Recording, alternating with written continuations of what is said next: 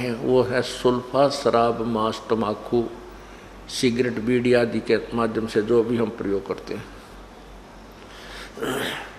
इनको त्याग दोगे, ये भी बहुत ही आपकी बहादुरी है।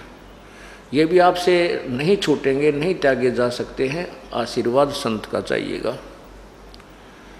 उस आशीर्वाद कई प्रकार से काम करता है। एक तो आपकी नीत साबित हो जावे, मैं बुराई त्यागना चाहता हूँ और आपका उपदेश लूँगा।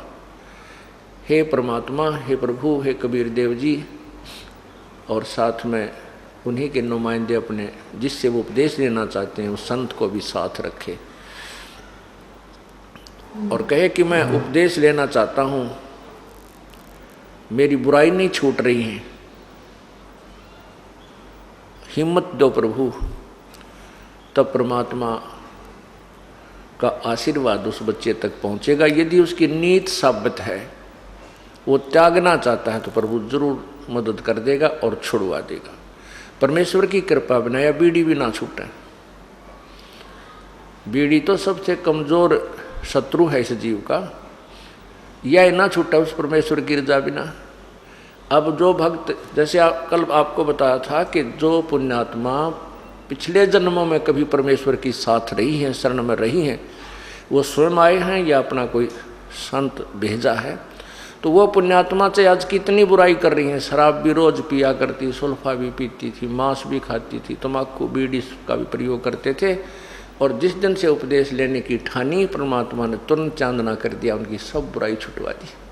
अब उनको उनसे बांस आती है, बदबू आती है, दुर्गंध आती है। किससे? शराब, मांस, तम्बाकू से। और फिर वो क्या बताते हैं जी, नाम लेने से पहले भी हम दुखी थे, शराब और बीड़ी तय। बीड़ी से दुखी कैसे थे कि लेटते बीड़ी पीने दिल करता, लेटते बीड़ी लाते या सिगरेट लगाते, और वो बीड़ी ऊपर झटका कपड़े ने खराब कर देती। एक बार तो रजाई में आग लगी, घरवाला ने भी गड़िया, लेकिन बीड़ी फिर भी ना छूटी। फिर कई बार दुखी होकर के शाम ने तोड़ देता, बंडल के बंडल ने तोड़ के और नो बाहर फेंक देता।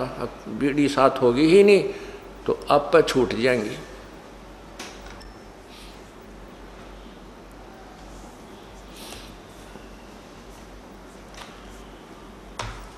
तो वो कहता है कि ऐसे करके हम शाम ने तो सो जाता, 1-2 घंटे के बाद फिर आँख खुल जाती, नींद से जाग जाता और बीड़ी की ललक उठती।